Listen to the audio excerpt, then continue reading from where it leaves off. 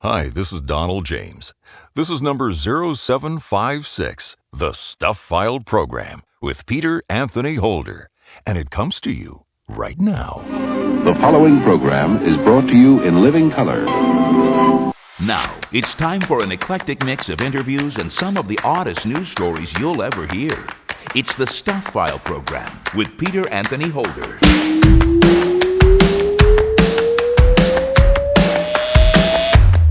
Hey there, hi there, ho there! Peter Anthony Holder here with you, and yes, this is indeed another edition of the Stuff File Program, number 0756. And coming up on this edition of the Stuff File Program, you'll meet Brian Michel, who is an astronomy buff who has created telescopes with a 3D printer.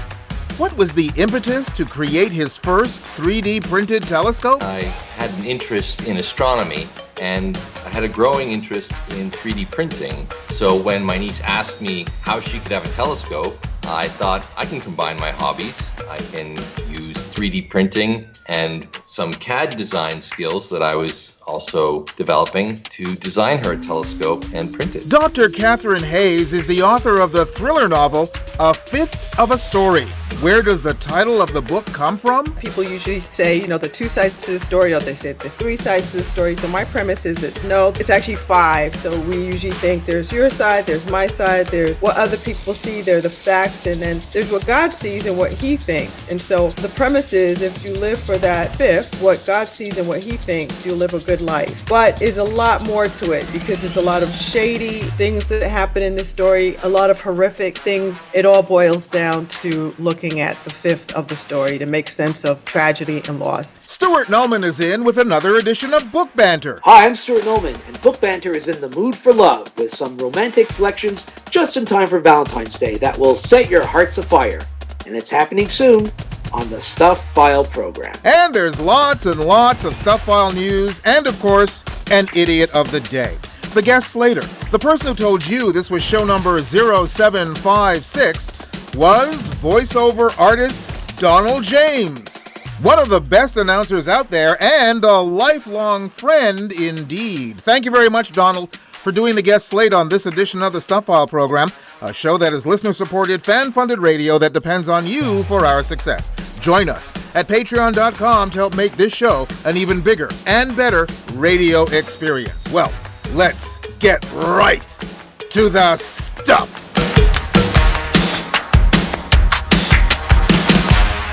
As we all know, the customer is always right, and the world could use a few more corporate outlets that really take to heart their return policies. But I have to say that I don't necessarily agree with our first story.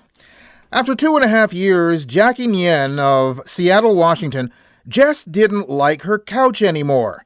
After checking with Costco's return policy, Nguyen returned the couch to the store for a full refund. Said Nguyen on a TikTok video, "We just didn't like the color anymore." Nguyen didn't even have a receipt, but she did have a good memory and could tell the clerk the date she bought the sofa. The clerk looked it up and refunded $900 to her card. Costco told Nguyen that returned items are donated, resold, returned to the manufacturer for a credit, or refurbished. Seriously, 2.5 years of owning a sofa, and because you've fallen out of love with the color, you should get a complete refund? No. No, no, no, no, no. And hell no. Meanwhile, on the other side of the consumer issues, 63-year-old Paul Gibbons of Kingsclear, England, paid about $32,000 to have his kitchen remodeled a year ago. Wix, the company he chose to do the work, bungled it. According to Gibbons, the finish throughout was so poor and half the kitchen doesn't fit as it should. I agreed to the contract, and what I was told would be 2 weeks of work, and I am now left with a kitchen which I can't even use as you should.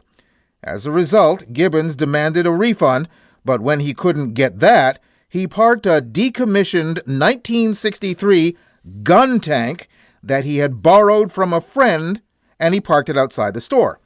Wix called that unacceptable and aggressive behavior and threatened to have the tank removed. But Gibbons isn't budging. I want my money back, and I want them to take that kitchen out of my house so that I can get a new one. Well, this is a subtle way of Gibbons to say, "Tanks for nothing."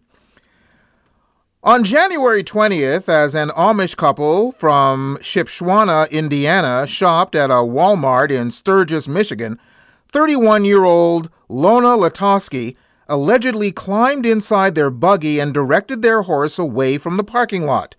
A witness saw the woman drive off and thought it was odd that she wasn't Amish, but didn't report the theft.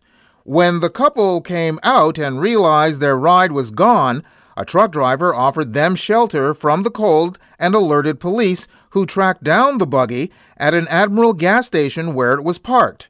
Latosky was located in the motel next door, hiding under a pile of clothing in a shower. She admitted she had taken the horse and buggy and said that she had instant regret, but she was cold and needed to get home. A police officer said, "I asked her if she ever had any training with equestrians. She did not know what equestrian meant." Latosky was charged with larceny of livestock and general larceny. Well, lucky for Latosky, we've modernized our lifestyles and our laws. Back in the day, if she stole a horse, she'd be hung. And finally, in this section of Stuff File News, before we get to our first guest here in this edition of the Stuff File program with me, Peter Anthony Holder, 43-year-old Jason Clampett was arrested on January 24th after it came to the attention of the FBI that he might be manufacturing the poison ricin on his property in Winslow, Arkansas. An anonymous caller told the Washington County Sheriff's Office that Clampett might have poisoned his mother with ricin, and when his property was searched, officers found castor beans, the source of ricin, and a jar of suspected liquid ricin. According to text messages included in the affidavit, Clampett told his sister that he made it to get people to stay out of our woods.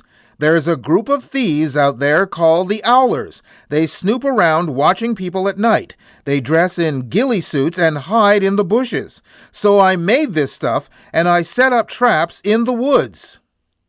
Yeah. He was held on a $500,000 bond. Hey, Clampett? Paranoid much? I can see it all now. You're trying to ruin me so you can have the Clampett fortune. You framed me. You had me picked up on phony charges. Guess that answers that question. Anyway, let's get to our first guest here in this edition of the Stuff File program, shall we?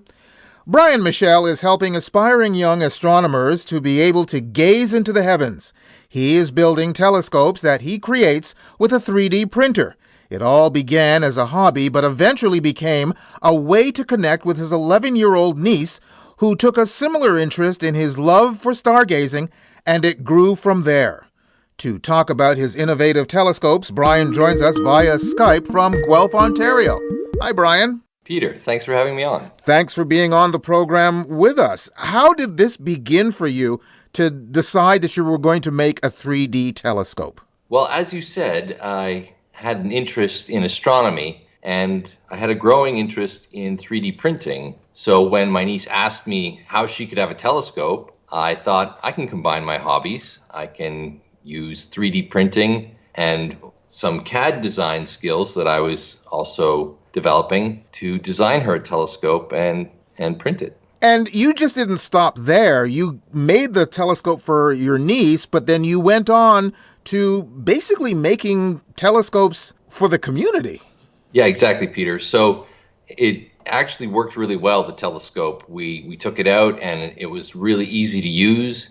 And for somebody like my niece who had never used a telescope before, she was pointing it within minutes. She was pointing it at targets. And I thought, this is a great way to introduce telescopes and astronomy to new users. And so I decided to make some more. And the idea of having 10 telescopes for our local community was born there. One of the things I'm assuming makes it a lot easier, besides the fact that you print them yourselves, is the fact that it's probably a little more durable, especially for kids. I know when I bought a telescope for my young nephews many, many years ago, they were always concerned about the fragility of it and the expense of such a unit in the hands of a child. Exactly, Peter. Yeah, so when I was deciding what materials to use, I actually arrived at a plastic called ABS plastic. And it's the same plastic that's used in your car bumper or, actually under the sink used for your plumbing.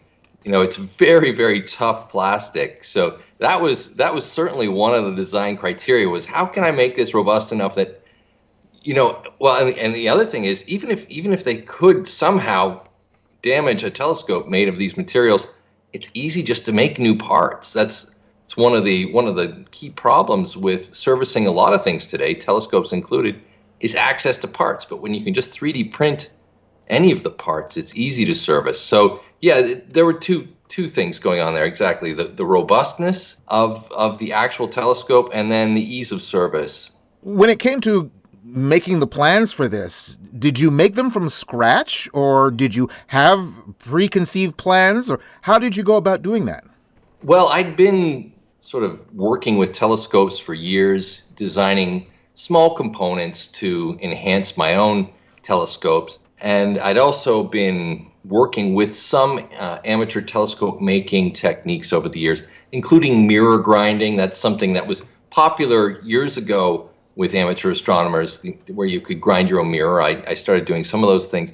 I'd never designed a complete telescope from scratch, but I certainly had a lot of books, and there are a lot of materials available to somebody who wants to do that. So I followed a lot of design practices, kind of fused a few things together. There was a telescope maker, John Dobson, and he started a design concept called the Dobsonian telescope, which is, again, a really user-friendly telescope, but it's generally, you mount the box on the ground. I've got a smaller telescope than what he would use for, more slightly younger users that don't want to cart around 80 pounds of telescope gear. So mine's up on a tripod. So it's kind of fused together a few things, but really the key design is a Newtonian reflector, which goes all the way back to Isaac Newton, of course. Now, the body of itself, of course, is how you 3D print the telescope. But how many of the components do you actually make for the telescope? Like you mentioned the mirrors, and what about the lenses? Do you make those, or do you purchase those, or how does that work? So I work with a supplier of the optical components, and they actually make those components for me and for this project. But yes, you're kind of putting your finger on a key thing there, is that I can't make the optical components in the kind of quantities and quality, at least not in a very fast manner. So there are some optical components that have to be purchased, but the body of the telescope, the mount, all of the motion components, all of those are 3D printed. Also, we use a rack and pinion focuser. That's a metal component that we also purchase in. So there are a couple of components we purchase in, but I would say that over 90% of it is 3D printed. And besides the fact that it's very robust for kids and very durable, beyond that, what's the difference in the cost? Say you were to go out and buy a telescope as opposed to just creating one on your 3D printer. So there are lots of different levels of telescopes. We actually have adopted parabolic mirrors in our telescope, and really that optical component, that primary mirror, determines a lot of the quality of what the telescope can do. So certainly the 3D printed components aren't holding it back. It's really down to the optics. So I've been working with vendors to make very cost-effective and yet premium quality scopes. So you'd have to spend probably, I don't know, $800 or more to get into a telescope that performs similarly. Now, you might spend $350 to $400 to make one of ours. However, you have to build it yourself. So, we're at about half the cost, but significantly more labor. But for some people, that's very appealing to build their own telescope. So here at the Blue Door Astronomy Library that we have here in Guelph, we have 10 of those telescopes pre-made. So you don't have to build one to use it here in Guelph, but We've opened it up as an open source design, and so anyone can 3D print these telescopes. They're going to be spending probably $400 to build one, and then probably, let's say, 12 hours or more to build it. It's not a small project. I would assume it would be a great project for an adult and a child to work together to build, that particular kid's telescope. I'm sure there's a sense of pride in saying, I helped my dad or I helped my mom build this.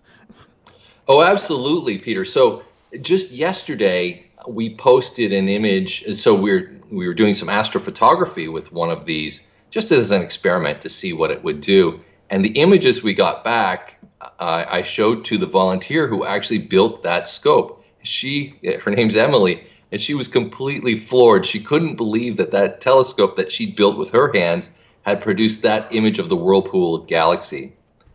Wow. So you have made more than the one for your niece. I believe you made 10, or at least the last time I saw the story, you had made 10 of these things. And you are putting out the blueprints for anyone else to print. How can people get the blueprints if they want to build one themselves? Well, if you go to 10telescopes.com, so TEN telescopes, one word, .com, you will have all the links to get to something called GitHub, where anybody that does an open source type of design like this, they'll generally have their designs and their plans on that site called GitHub. But if you just go to 10telescopes.com, the GitHub link is there. You can download everything that you need to make that telescope. We call it the Skyward 150 is the name of the telescope. How long does it take you to make one? So the printing takes about a week. Although I'm bringing on some printers, some new printers online. I just purchased materials to do 25 more. We're kind of looking for sponsors because I'm doing this out of my pocket, and it's not inexpensive. So I've got 25 more scopes ready to go. It takes us about a week to build one. To print one, and then a volunteer can assemble it in about 12 hours, maybe 8 hours. Emily's our fastest scope builder. She could probably put one together in about 8 hours, I think, including all the collimation and stuff. Have you heard from any telescope companies? No, not really. I think that it's in a slightly different realm. It's very much a commercial offering that they have, and this is more of a community outreach and open source effort. So we're in two slightly different worlds. I also find they just look really neat. They're colorful. They're different, and they're very eye-appealing before you even get a chance to use them. Yeah, thanks, Peter. So it's really funny. Sometimes when the volunteers are building them and they take them outside to test them, the neighborhood kids are coming and running, and we name our telescopes. So like you say, we use different colors. So we have one that's kind of got a pink and a white motif, and that one's called Barbie. With the popularity of the movie recently. And then we have one that's all black, and it's called The Dark Knight. We've got the one that's black and green, and it's The Matrix. So we've got all these funny names and different color schemes going on. And yeah, it does attract some attention, like you say. Well, it's a brilliant idea, and I would assume that once you started doing this just for your niece, you didn't realize how big this could get and how beneficial it could be for not only your community in Guelph, but even beyond. I really hope that that's true, Peter. I hope that some other communities start adopting this model. And it's actually really fun having volunteers coming together.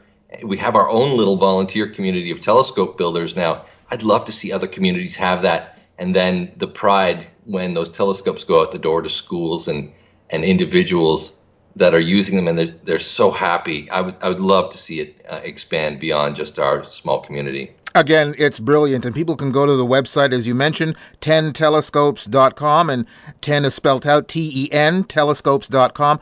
Brian, thank you very, very much for taking the time to be on the program with us.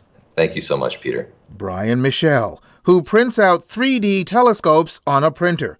You too can do the same if you get the plans, and you can find out more information on Brian's site. And of course, you can go to my website at thestuffile.com, check out the show number for this program, which is show number 0756, and you'll find the link to Brian's site. You're listening to the Stuff File program with me, Peter Anthony Holder. There's still more guests, more news, and an idiot of the day coming your way on the Stuff File program. Stay tuned. The Stuff File program is a listener-supported, fan-funded radio show that depends on you for our success. Join us at patreon.com to help make this show an even bigger and better radio experience. Sign up and find out about our rewards program. Being a patron doesn't have to be a long-term commitment. There's absolutely no obligation. You could join today and end whenever you'd like. But the time we have your support would be so greatly appreciated. We'd also love to hear your thoughts about the show and even your ideas for rewards. Join us for the ride. Join us at patreon.com/TheStuffFile program. It's 12 times. Ooh, ah, ooh, ah, ooh, ah. You're listening to the Stuff File program. Good times start here. Where they end up depends on how good your legal team is. Here's Peter Anthony Holder. And still to come on the program, we'll talk to thriller writer Katherine Hayes. Her latest novel is called A Fifth of a Story. Plus, Stuart Nulman is in with another edition of Book Banter, and since it's February, it's all about love. We have an Idiot of the Day coming your way a little later on, and more Stuff File news right here, right now. On February 3rd, police in Calgary caught up with Alex Lee, whom they had been tracking since Christmas Eve. Lee, whose real name is Syed Amir Rezavi, was charged with drug trafficking in connection with an unusual scheme. The 30-year-old handed out business cards with free samples of cocaine stapled to them at a local casino in an effort to boost his sales. At a search of Rezavi's home, police found almost 60 grams of cocaine, a digital scale, cash, and Alex Lee business cards. You know, I watch Shark Tank every week, and I love the entrepreneurial spirit, but really, you have to stay within the law. You've got a real business, but you're a pig. This is so horrible. How do you think this has any chance of surviving and working? I hate this so much, it's incredible. It's one of the worst ideas I've ever seen. I'm out. Meanwhile, when 46-year-old Carole Germain of Brest, France, adopted a pig in 2020, she didn't foresee that couscous would lead her to a new business venture. Pig pedicurist. Germain, who runs a bar in Brest, has started traveling all over France to trim the tusks and hooves of porcine pets. In fact, she's selling the bar to devote herself full-time to the practice. She said, "It's nuts. I thought I was the only person who had one hogging the couch. But there are thousands." On one trip around the south of France, she treated 43 pigs. I wonder how this business would fly on Shark Tank. You've got a real business, but you're a pig. Being naked in public in Florida is right on the cusp of being no longer weird. On February 5th, 36-year-old Martin Evtimov parked his car on the sidewalk at Fort Lauderdale Hollywood International Airport and climbed out without a stitch of clothing on. He entered Terminal 1 and approached the TSA security line as he spoke incoherently, then wandered toward the baggage inspection area. That's when Broward County Sheriff's deputies and TSA officers caught up with him. Evtimov resisted arrest, but was eventually subdued. A judge later banned him from the airport and ordered a mental health screening. In other words, a checkup from the neck up. Wow. Completely naked while walking past the TSA security line. And people complain about having to take their shoes off at the airport. Ew. A Pizza Hut in Timmins, Ontario went viral thanks to a cringeworthy typo on a sign on its front door. The dining room was closed, it said, due to unforeseen circumcisions. As the image spread online like wildfire, the joint didn't fight back, but rather acknowledged the gaffe and capitalized on it with a limited-time $5 pizza special, no tip required. In an online post, restaurant general manager Marc Girard placed the blame on, quote, damn autocorrect, and he purposely spelled damn with 2 M's. The classic example of turning lemons into lemonade. And finally, in this section of Stuff File News, before we get to our next guest here in this edition of the Stuff File program with me, Peter Anthony Holder, what is it about Disney World that provokes violence from park visitors? 38-year-old Detective Dwayne Danforth of the Brookline, Massachusetts Police Department is now on paid administrative leave after he allegedly assaulted security staffers and cast members at Epcot theme park on January the 30th. Police reports say Danforth tried to access an off-limits area and said, quote, I'm going to bleeping kill you, while pushing a cast member away. Danforth was the 2021 Officer of the Year in Brookline, recognized for his ability to de-escalate situations. Oh, there's irony for you. And it kind of makes you wonder just what the other cops in Brookline who weren't Officer of the Year are like. Yeah. Anyway, Danforth will remain on leave until an internal investigation is complete. Could his future as a police officer be in jeopardy? If he loses his job, then the Disney World slogan really rings true. Let your tomorrow begin today at Walt Disney World Resort. Yes, more irony. Anyway, let's get to our next guest here in this edition of the Stuff File program, shall we? Dr. Katherine Hayes is a very accomplished woman. She is an author, speaker, educational consultant, and editor.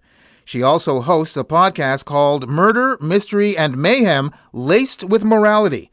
And that's just the tip of the iceberg. She has also written a novel called A Fifth of a Story, which is a suspenseful, action-packed tale that deals with the CIA, an attack on U.S. soil, and a whole lot of intrigue. Katherine joins us via Zoom from Florida. Hi, Katherine. Hey, how are you? Just tickety-boo. Thanks very much for being on the program with us. I want to start off with your book and actually start off with the title. It's an interesting title, A Fifth of a Story. What brought this title up to you? Yeah, so the premise is that people usually say, the 2 sides to the story, or they say the 3 sides to the story. So my premise is that no, it's actually 5. So we usually think there's your side, there's my side, there's what other people see, they're the facts, and then there's what God sees and what he thinks. And so the premise is if you live for that 5th, what God sees and what he thinks, you'll live a good life. But there's a lot more to it because there's a lot of shady things that happen in this story, a lot of horrific things that happen with disloyalty, treasonous behavior, and so lots of questions being asked. And so it all boils down to looking at the 5th of the story to make sense of tragedy and loss. Now, you've written before and you've written a lot, but I understand this book is a bit of a departure for you. So tell us about the story in A Fifth of a Story and why the change in the style of writing, the type of writing that you've done. Yeah, so I've really come out of academia. I spent a lot of time in schools. I was a school principal. I was a guest professor for my old doctoral program at Arizona State University. And I wrote a lot for journals. I did lots of nonfiction writing. I did lots of nonfiction in terms of articles, devotionals, and that sort of thing. But really, I love the story. I love fiction, and I love the art of telling the story from the perspective of someone who's been through a lot. And so my protagonist is Brock O'Reilly, and he has been through it. And surprisingly enough, my protagonist is a really cool person. It just has a lot of problems that makes this person super evil. And so the departure from academia was an interesting segue where, your writing is going from nonfiction to fiction, but a lot of the technique is still there. You still have to write interesting. You still want to bring your readers in. You want to educate them. You still want to entertain them. And lots of that you have to do with nonfiction as well. And then I brought that into fiction. Does your previous writing bring to bear the idea of what you want to encapsulate in this particular book? In other words, could you have written this book years ago? Or did you have to go through all the things that you did, living life and writing in a different style, to write this particular book? That is such a great question. No, I could never have written this book years ago. I needed to have gone through what I went through. I needed to have experienced more. And one of the things that I needed to have experienced was meeting my husband. My husband spent many years in the intelligence agency, working for a sector of DIA, which in a nutshell, it's like the CIA only for the military. And so I got to get a lot of the behind the scenes information. I got to have an expert right at home that I could bounce ideas off of, that I could get actual information, lots of declassified information that I could use for my stories, and a lot of life experiences I encountered, unfortunate things, but I was able to use pain for my gain. I experienced the loss of both of my parents, most recently my mother. I experienced the loss of my brother. And there's lots of loss in this book, and the pain in it is real. I was able to transfer those losses into the book. And if you read it, you can really feel it. Now, I mentioned a little bit of what was in the book when I did the intro, but can you explain a little bit the story behind it? What exactly is the story, and who is your protagonist? My protagonist is a character, a CIA agent called Brock O'Reilly. And Brock has a deep secret that he wants no one to find out about, because he believes that it will really tarnish his reputation and his deep friendships. But to wrap things up, it begins in Africa where a mission goes really wrong. And when they get back to U.S. soil, their director wants them to transfer temporarily to the FBI, which is not unheard of. It's not necessarily uncommon for that to happen. And she wants help with uncovering an issue within the intelligence agency where there is a breach of confidence, which in real life has happened. And Brock is really conflicted about that. He's really upset because he loves what he does, and he's really confused about this move.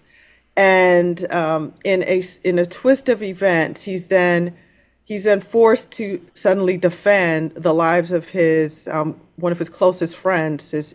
Their family and children are involved, where they're targets on U.S. soil. You have mentioned spirituality a couple of times and devotionals, and I understand you're a very spiritual person. And I asked that question in connection with your podcast, because I like the title of your podcast. It's Murder, Mystery, and Mayhem Laced with Morality. Tell us about your podcast. Mm-hmm. Yeah. Well, so I don't advertise a podcast as a Christian podcast at all. However, there is no, children can listen to it. There's no language. There's no gratuitous sex or violence or anything of that matter. But because I am not really a chick flick kind of a girl, I'm a shoot 'em out, bang, bang kind of a girl. And lots of the writers that come on, they are thriller writers. They are suspense writers. And there are some who are not. We have children writers. We have devotional writers as well, who we stick to just speaking about the craft. What I do like to do, though, is turn everything back to how can we make sense of this all? If we are writing about things that are dark, how can we then lace that with morality? How can we then shed light on it so everything is not dark? Because I always like to turn things back around so that there's hope and there's healing and there's light in it. So in other words, evil can be entertaining, but just don't put out there, evil for evil's sake, so to speak. Yes, exactly. Yes, that's exactly right. Well, congratulations on the book. Again, the book is called A Fifth of a Story. The podcast is called Murder, Mystery, and Mayhem Laced with Morality. Again, two great titles. I love the titles. And congratulations on all that you do. Again, as I said, you're a very, very busy person. So the fact that you found the time to write the book and do a podcast and also talk to us about it is admirable. Thank you very, very much for being on the program. It's my pleasure. I had fun. Dr. Katherine Hayes, author of A Fifth of a Story. You can go to my website at thestuffile.com, check out the show number for this program, which is show number 0756, and you'll find the link to Katherine's site, plus links to either Amazon.com or Amazon.ca, where you can order her book directly. You're listening to the Stuff File program with me, Peter Anthony Holder. Got something for the mailbag? Drop Peter a line. He'd love to hear from you. Send your email to mailbag@thestufffile.com. And remember, stuff is spelled S-T-U-P-H. That's mailbag@thestufffile.com. Or catch up with him on Twitter or Facebook. There's more Stuff File coming your way in just a few moments. Hey, how would you like to become a patron of the Stuff File program? It's easy to do. By going to patreon.com and becoming a patron, you help to make this show an even bigger and better radio experience. And if you become a regular patron, as a Patreon reward, I'll share with you an electronic version of my book, Great Conversations, my interviews with two men on the moon and a galaxy of stars. You've heard me say on many occasions about the myriad of celebrities I've had the chance to talk to that are contained in my book, which is published by Bear Manor Media. You've also heard me mention that some of the celebrities in my book, and many others, can be heard on our page at patreon.com. If you've been on the fence about joining Patreon, let me try to pull you over to our side. Join Patreon and claim your copy of Great Conversations, my interviews with two men on the moon and a galaxy of stars. Sign up at patreon.com/The Stuff File program. Latitude 47 degrees 14 minutes north. Longitude 84 degrees 39 minutes west. Location Montreal, Canada. This is the Stuff File program with Peter Anthony Holder.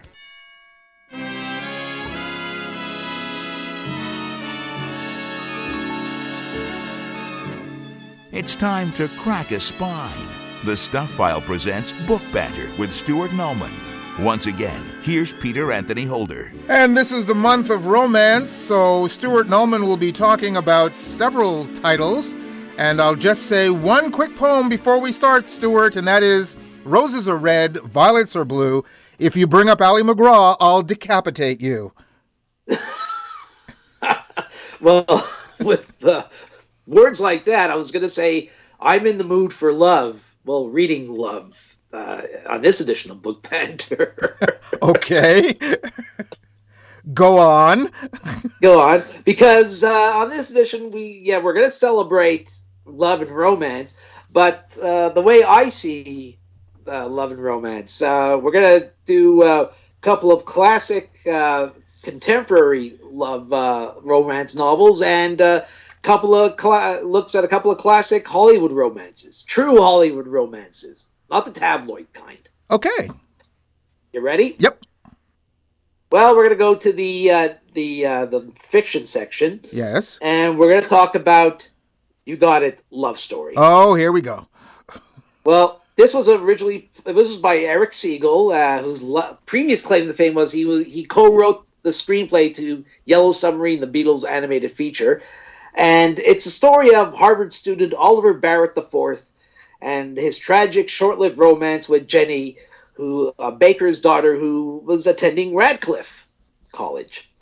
She died of a certain disease, but I won't give away the disease. Apparently, I believe it was bad acting, but that's just me.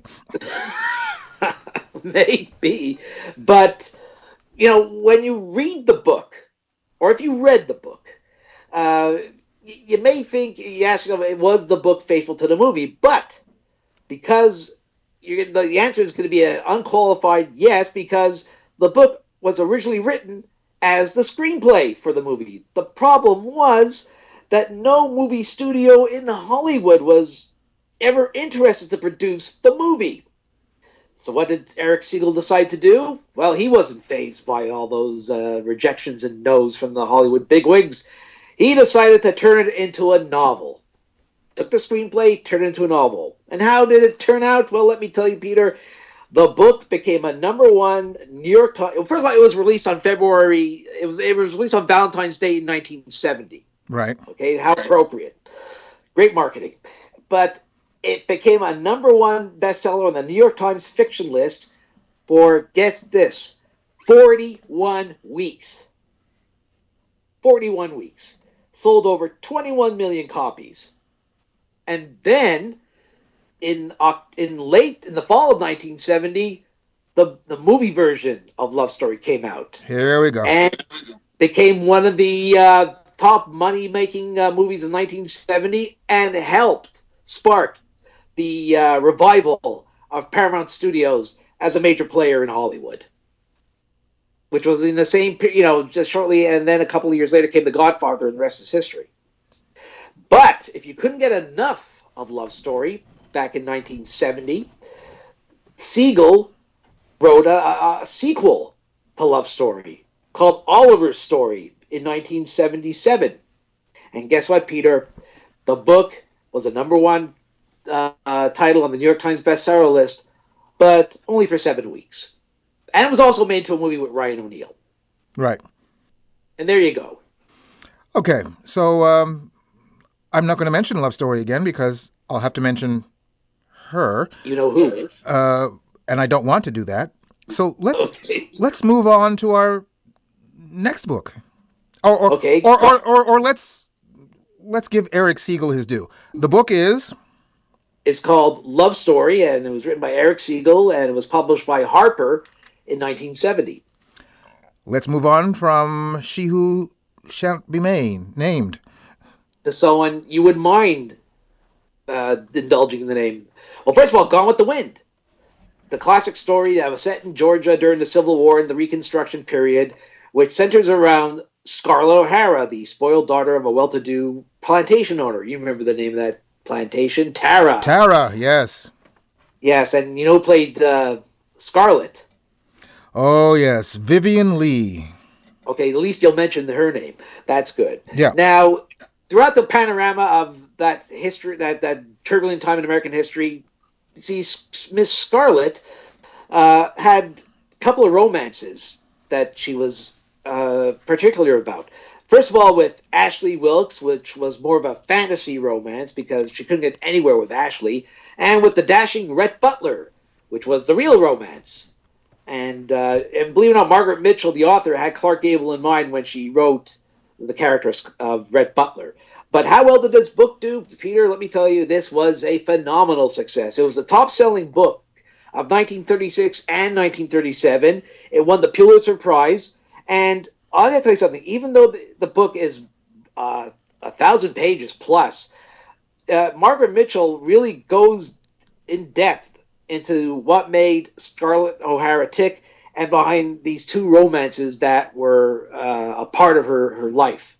So you mean someone can actually write a 1,000 page book that's entertaining and fun to read? Yeah, I mean, it'll take you a while. You have to invest the time in it. Interesting. And don't forget. Interesting. Has anybody told Barbra Streisand this? No, I don't think so. I'm sorry. I'm sorry. I'm thinking about the show 3 weeks ago. Let's move on. Yeah. No. The book was a success, and it's still available in print. And it spawned 2 sequels nearly 60 years later after the publication of Gone with the Wind. And we should mention after Margaret Mitchell was dead. Yeah, exactly. Yeah. I mean, she died in 1949, but she didn't have to write another book after that. Exactly. So the book is... It's Gone with the Wind by Margaret Mitchell. It was published by Macmillan back in 1936. Excellent. Now, we're running out of time, but you have 2 real-life Hollywood romances. So tell us about those very quickly.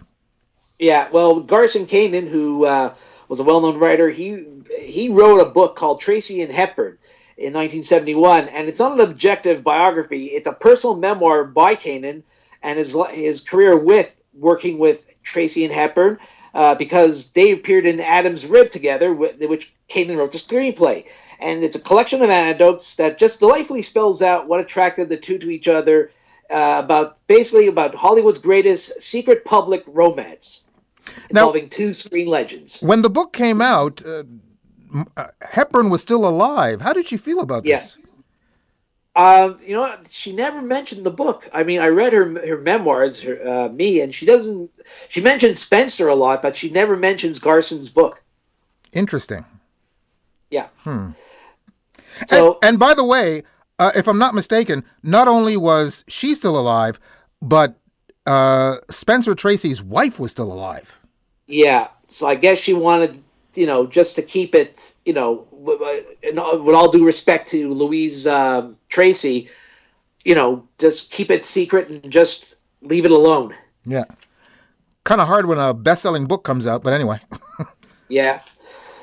Well, I don't know. Louise may have read it. She may not have.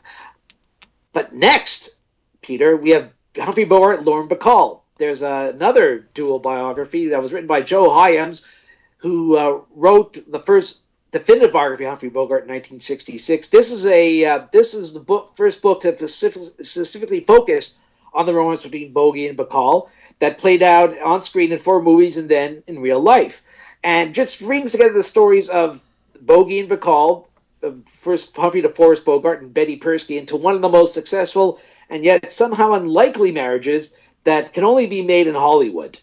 And because, look, they were 20 years apart. I mean, he was 20 years older than Betty. Right. And the one thing I liked about the book also, I mean, it's well written, but there's a great photo section in the book. It includes one of the very last photos of Humphrey Bogart that was taken in December 1956, less than a month before he passed away. With or without his toupee? Yeah, without. Without. Okay. Without. Okay. I'm curious. I'll ask the same question I asked with the previous one. When that book came out, Bogey and Bacall, Lauren Bacall was still alive. How did she feel about this book? She didn't say anything about it either, but she was in the midst of writing her own memoir. Because the Joe Hyams book was published in 1975, and 3 years later, Bacall published her memoirs, Lauren Bacall by Myself, which was a huge success. Interesting. And how do they compare, by the way? Or do they? Well, like I said, Joe Hyams was, it's a more detached kind of book because, his connection to Bogart was, he was a newspaper columnist, and he wrote the definitive biography, which is pretty good. But Kanin knew and worked with Tracy and Hepburn, so he had a little bit of an edge when writing this book. So he had a little bit more more inside, a little bit more inside track. No, this romance. When I'm talking about the comparison, though, I'm wondering how the Bogey and Bacall book compares to Lauren Bacall's book.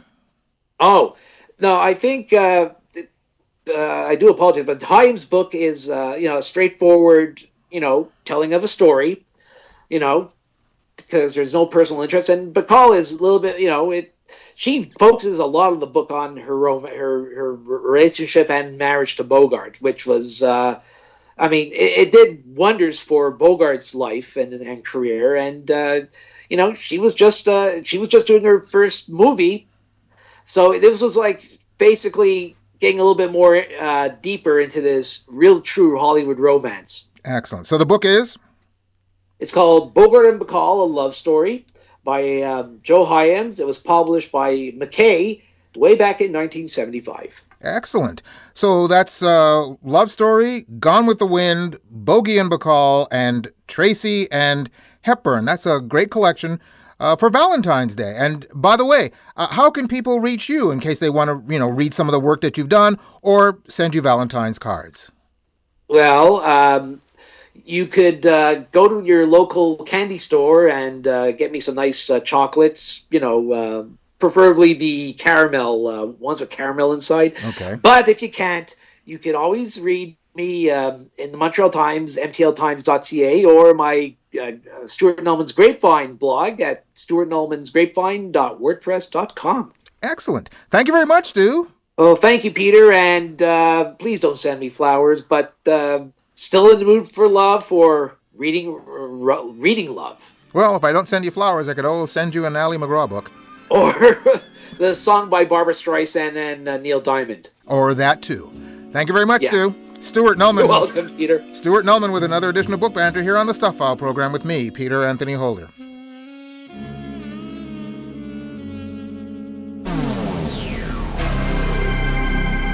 The Stuff File. And we're just about a racetrack on this edition of the Stuff File program. We do have an Idiot of the Day coming your way a little later on, and we have a few more Stuff File news stories to get to right here, right now. You may remember that it was just last week where we told you the story of the Homeward Bound Pet Adoption Center in South Jersey that was doing a Valentine's Day promotion where, for a price, feral cats were captured, given the name of your ex, then they were spayed and neutered, and the promotional tagline was, "Because some things shouldn't breed." Well, here's another Valentine's Day pet promotion that is somewhat similar. The Griffin Pond Animal Shelter in South Abington Township, Pennsylvania, has announced its Valentine's Day fundraiser. For a mere $5, they will write the name of your ex-loved one, or coworker, or landlord, on a pea pad and put it in a rabbit's cage.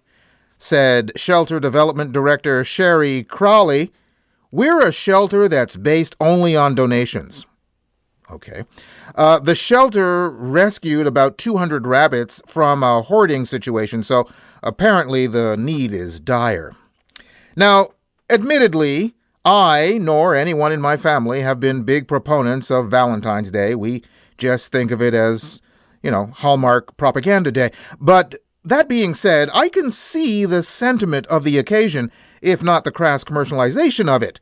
But still, with this story and the one we did last week, doesn't it seem that in some parts, just like in politics, people are turning Valentine's Day into a celebration of hatred?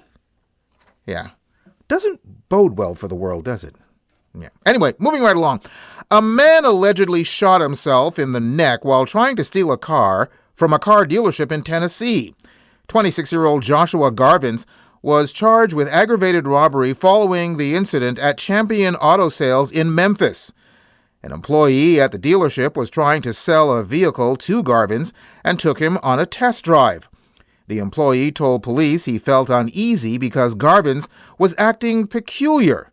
Police said as the employee got out of the car, Garvins demanded the keys. When the employee refused to hand them over, Garvins allegedly threatened to kill him. The two got into a physical altercation, during which the suspect pulled out a gun. Witnesses told police the two wrestled over control of the gun, and that's when shots rang out. An arrest report states that a bullet hit Garvins in the neck and he ran off, but he didn't get far. Garvins was quickly taken into custody by the Memphis Police Department. The car salesman was uninjured. I'm glad the victim was uninjured, although I must admit I wouldn't have been sorry if in the struggle they managed to shoot one of those inflatable, arm-flailing tube men that so many dealerships seem to have. Anyway, boys and girls, it's that moment you've all been waiting for. It's time now for the Idiot of the Day. And now it's time for the strange things adults do. The Stuff File presents the Idiot of the Day. Jonathan Perry allegedly wore a ski mask and camouflage vest to allegedly kidnap his on-again, off-again girlfriend on February the 3rd in Georgetown County, South Carolina. The Georgetown County Sheriff's Office responded to a domestic-related call at around 5 a.m.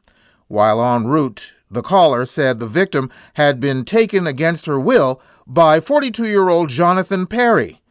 Deputies then searched a vehicle in the woods behind a gas station that matched the description of the suspect's vehicle, but did not find anything. Searches of abandoned buildings in the area also turned up negative. Detectives interviewed the caller who said earlier in the night, at around 2 a.m., Perry showed up at the home with a gun and demanded to know where the victim was. He returned at around 5 a.m. and grabbed the victim, who was outside, and allegedly fled the scene with her. Deputies arrested Perry on charges of kidnapping, possession of a weapon during a violent crime, and malicious injury to personal property. So, how did everybody already know that Jonathan Perry was the perpetrator when he was wearing a ski mask and a camouflage vest? Well, because the camouflage vest had his name on it. Now, why, oh why, if you're getting into a disguise to carry out a kidnapping, would you wear a camouflage vest that has your own name on it? Well, one reason, and one reason only. You're an idiot! Gee, I'm only a kid, but even I know you're an idiot. And that's it for this edition of the Stuff File program, number 0756. Hope you enjoyed it. The website is thestufffile.com, and once again, Stuff is spelled S-T-U-P-H, where you'll find information and links on all of our guests by going to the weekly Stuff File page. Just look for the corresponding program number, and once again, that's 0756. Email me at peter@thestufffile.com. You can also find me on Facebook, Spoutable, Post, Mastodon, and Blue Sky as PA Holder. Check us out on patreon.com, or you can become a patron of the program. Hope to see you back here for our next show on the air, online, or as a download. We're coming to you from everywhere, including KDXRadio.com, TrueTalkRadio.com, over the air on World FM in New Zealand, WLSL-LP-FM in Dade City, Florida, KZZH-LP-FM in Eureka, California, CKUW-FM in Winnipeg, CFMU in Hamilton, CKLU in Sudbury, Local 107.3 FM in St. John, CHSR in Fredericton, and also streaming on just about any streaming service your little heart desires. That's it. Bye-bye. You've been listening to the Stuff File program with Peter Anthony Holder, a presentation of Flying Fish Communications. We leave you with this deep environmental thought. If we don't do something about global warming soon, eventually there won't be any ice floes left to put our elders on.